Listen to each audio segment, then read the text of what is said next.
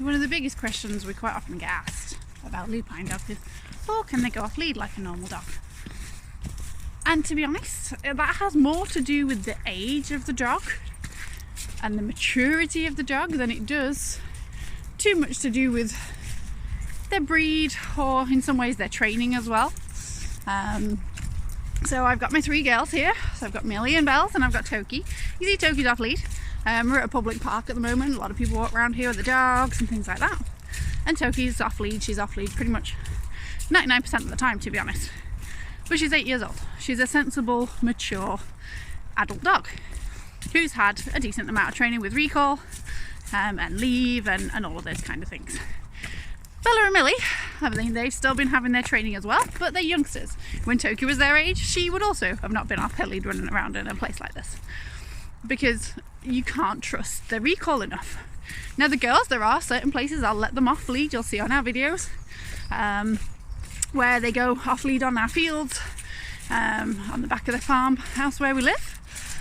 Because they know there's no risk they're going to run into any livestock, they're not going to upset anybody else who's out walking their dogs or make anybody feel uncomfortable with them around. The way the dangerous dog law is now, you do have to be incredibly careful. Your dog doesn't have to hurt anybody at all to be considered a dangerous dog. They simply have to make somebody feel threatened. And large, powerful dogs like these, whether people think they're wolves or whether people think they're German shepherds or whatever people think they look like when they're running towards them, it's enough to make somebody feel scared and intimidated, and that would be enough to get them seized. And as much as I love my dogs, I don't want to risk that. You know, when you love your dogs that much, you're not going to risk them getting themselves in trouble. Toki, this way, sweetheart. Whereas with Toki, I know I can, with 99.9% certainty, tell her to come and she'll come, tell her to leave and she'll leave. She'll recall off of rabbits and things like that. But she didn't get to that stage until she was about 4 years old. And that just comes with mental maturity. It's getting the thinking part of the brain, the trained part of the brain, to engage before the instinctual part of the brain.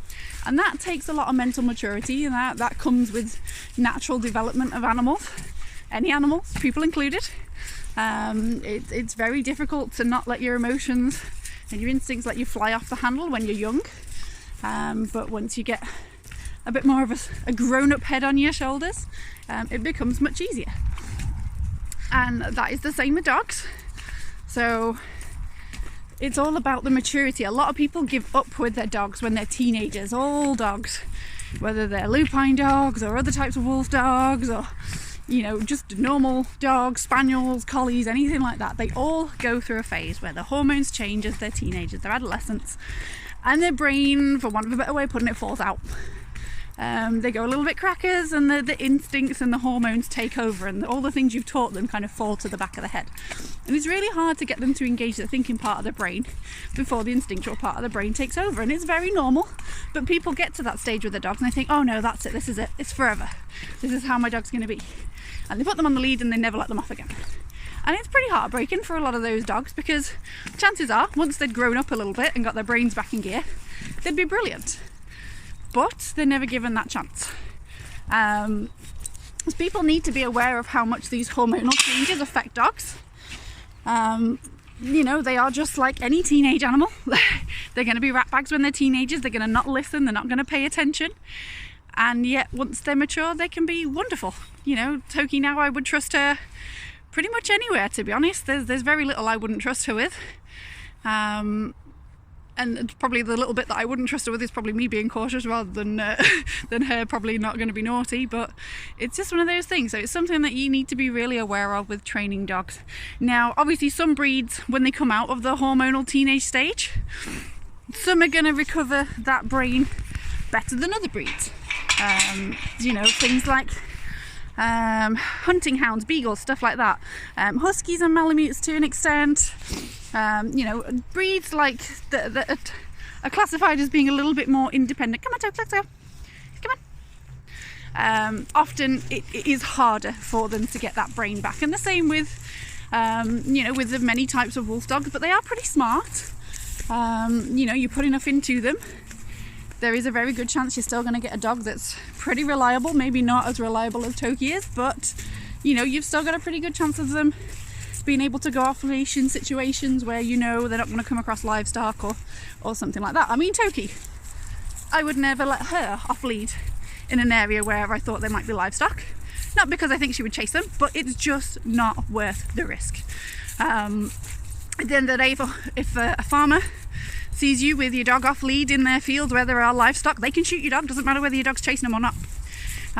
It's just not worth the risk.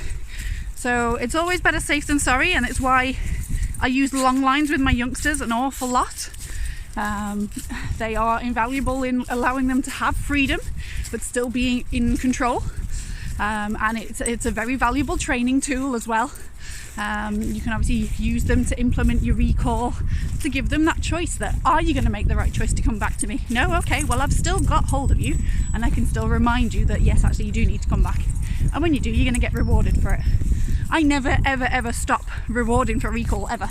Doki still gets a treat when she comes back when I shout her, because they never ever want that behaviour to diminish because they don't think it's worth it. So it's really important to continue to reward your dogs for things that are very, very important and that you want to stay reliable for their whole lives. Because I wouldn't work for free, and none of these guys, especially when there might be something more fun going on. I'd rather do the fun thing than the boring thing, but if I'm going to get paid for the boring thing, well, I might come back and do the boring thing. So, but there we go. We're going to go finish up our walking now. Hey girl? Yes, I know, Boopy. And the girls have just got their head collars on because one, it's very muddy and slippy, and two, I'm trying to hold both of them in one hand, and if they did see a rabbit or a squirrel or something, I'd be on my bum, and that wouldn't be so great.